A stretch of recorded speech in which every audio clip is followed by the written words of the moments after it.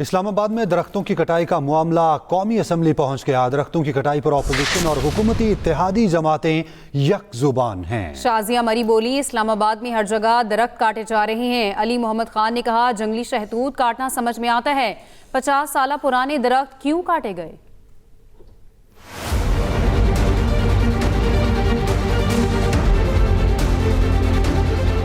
اسلام آباد میں بڑے پیمانے پر درختوں کی کٹائی۔ رکن قومی اسمبلی علی محمد خان نے سوال اٹھایا کہ جنگلی شہتوت کاٹنا اپنی جگہ، مگر 50 اور 100 سال پرانے درخت کیوں کاٹے گئے، ایوان کو بتایا جائے۔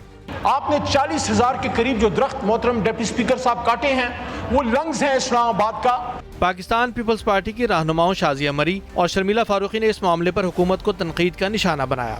کیوں نہیں بتایا جا رہا کہ اصل حقیقت کیا ہے، اور اگر آپ اتنے ہزار درخت کاٹیں گے تو کتنے ہزار درخت آپ لگائیں گے؟ بڑے بڑے میچور ٹریز جو ہیں ان کو کاٹا گیا ہے، اور اس طریقے سے بے دردی سے کاٹا گیا ہے کہ سر پورا کا پورا ملک اس پہ سراپا احتجاج ہے۔ ایم کیو ایم پاکستان کے رہنما فاروق ستار نے حکومت کو مشورہ دیا کہ جتنے درخت کاٹے گئے اس سے زیادہ لگنے چاہیے۔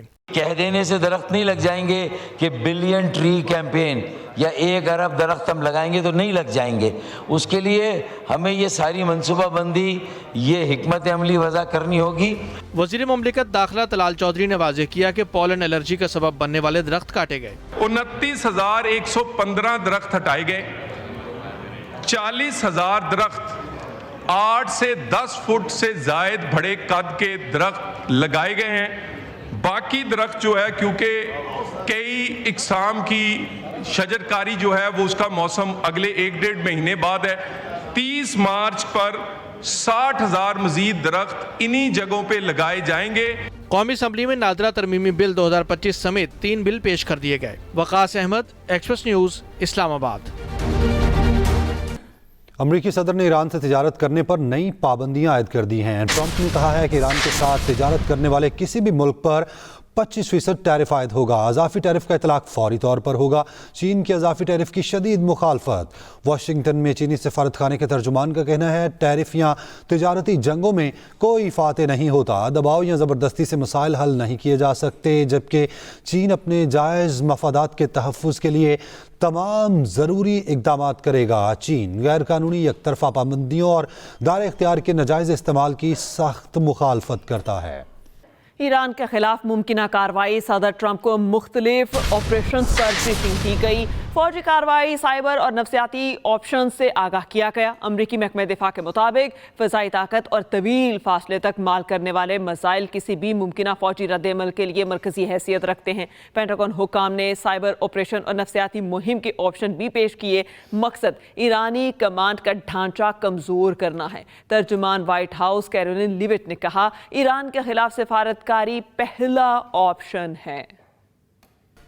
ایرانی وزیر خارجہ عباس عراقچی کی عرب میڈیا سے گفتگو، کہا اگر امریکہ پہلے کی طرح دوبارہ ملٹری آپشن کو کوشش کرتا ہے تو ہم تیار ہیں، دھمکیوں اور ڈکٹیشن کے بغیر مذاکرات کے لیے تیار ہیں۔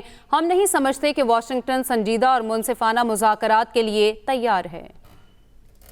بنگلہ دیش بھارت میں نہ کھیلنے پر ڈٹ گیا۔ بھارت بنگلہ دیش کرکٹ تنازع اونٹ کس کروٹ بیٹھے گا، بی سی بی اور آئی سی سی کے درمیان video conference. B C B اعلامیے کے مطابق بنگلہ دیش کرکٹ بورڈ نے سیکیورٹی خدشات پر بھارت نہ جانے کا موقف دہرایا۔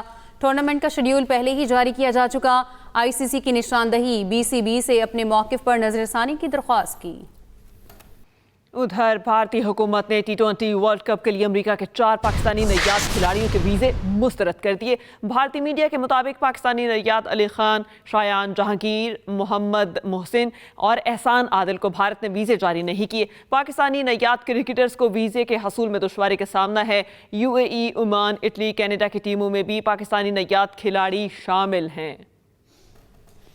کراچی سے ٹینکرز اور ہائیڈرنٹس کے ذریعے پانی کی فراہمی ختم کرنے کا فیصلہ۔ امیر کراچی نے واٹر کارپوریشن کے اعلیٰ حکام کو متبادل نظام کی ہدایت جاری کر دی۔ مرتضی وہاب نے کہا شہر میں موجود تمام 7 ہائیڈرنٹس کو بتدریج ختم کریں۔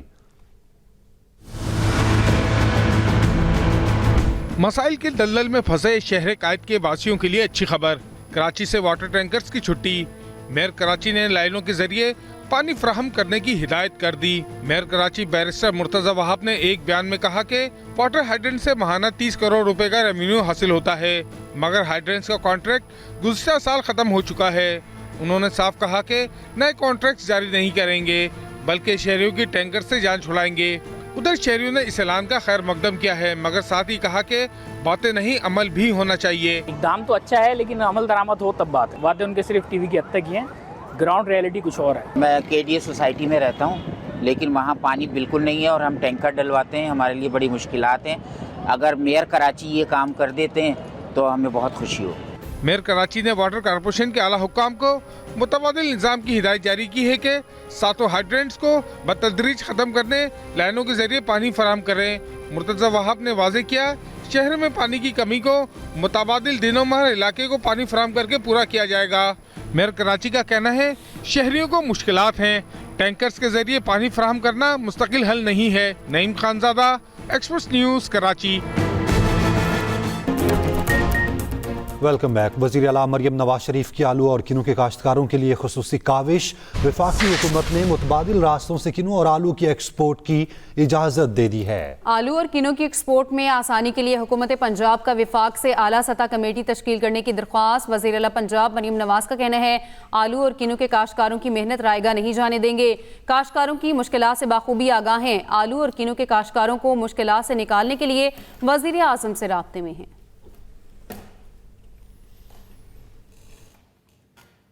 कराची में 9 मई जैसा वाकया दोहराने की कोशिश की गई। सीनियर वज़ीर सिंध शजील मेमन की न्यूज़ कॉन्फ्रेंस कहा मीडिया की गाड़ियों के शीशे तोड़े गए, सहाफ़ियों को ज़दोकोफ किया गया। सिंध हुकूमत बड़े तहम्मुल का मुजाहिरा किया। तमाम वाकयात के बाद PTI की सूबाई क़यादत के खिलाफ कोई पर्चा भी नहीं काटा गया।